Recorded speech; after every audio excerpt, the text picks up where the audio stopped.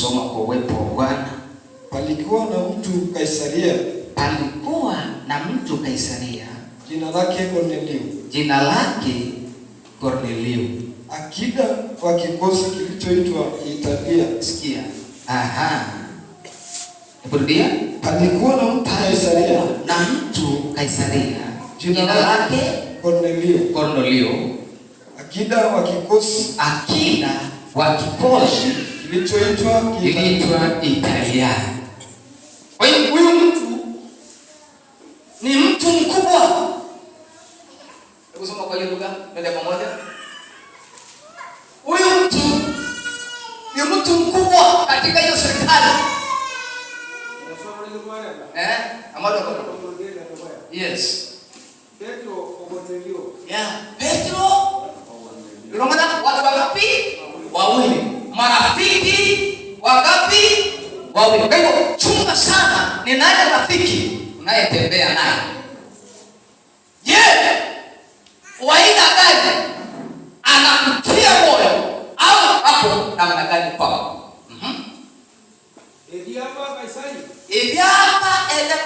Huyu mtu alikuwa anaitwa hivi.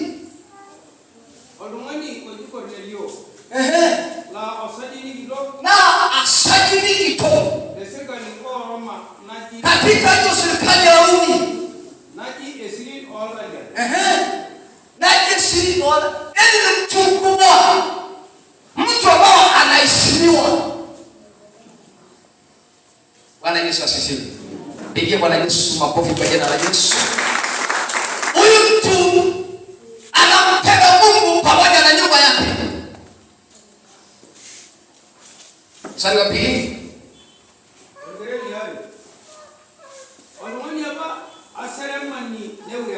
Huyu mtu na alikuwa ni mkubwa, kama ni pesa anaye, kama ni magari anaye, kama ni ng'ombe anaye, kama ni watoto anaye, kama ni mashamba anaye, lakini anampenda Mungu na anamwabudu Mungu katika roho na ukweli. Bwana Yesu asifiwe. Jina la Yesu libarikiwe. Alikuwa ni mtu mkubwa sana, lakini huyu mtu ananyenyekea, anasuka yeye na ukubwa wake.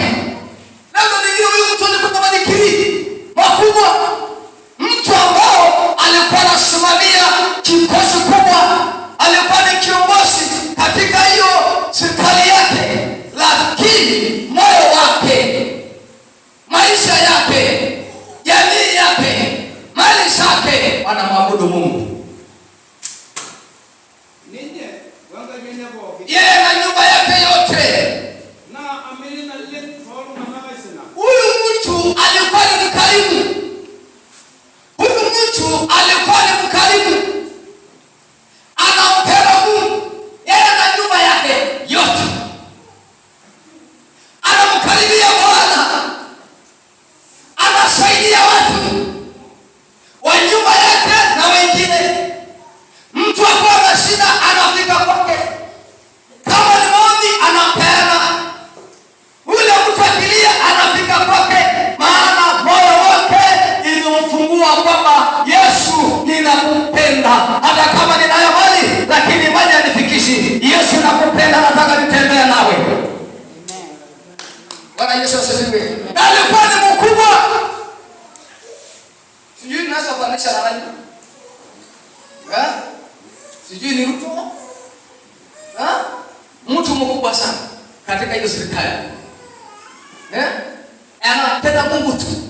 Acha wewe ile lori la Tanzania likifika honi, wewe unaacha Biblia unafuatana na hiyo lori. Hajali mali yake, anasema ni siku kumwabudu Mungu, anaenda kumwabudu Bwana. Kama ni siku kwa maombi, anaenda kwa maombi. Kama ni gari yake, anaenda pale kando inasimama. Kama ni kazi ambayo alikuwa anasimamia nchi, hiyo kazi inasimama pale sana maabudu Mungu wake. Moyo wake inakamfurahisha Mungu. Kwa neno lingine ya kwamba mpaka kabuza moyo wa Mungu. Bwana Yesu asifiwe. Neno la Bwana kali. Bwana Yesu asifiwe. Watakwenda wanamoja hiyo. Altaula kai. Baka nenda mbele parela mani. Nendo nalo nalo. Niko hapa unataka nani? Unataka nini?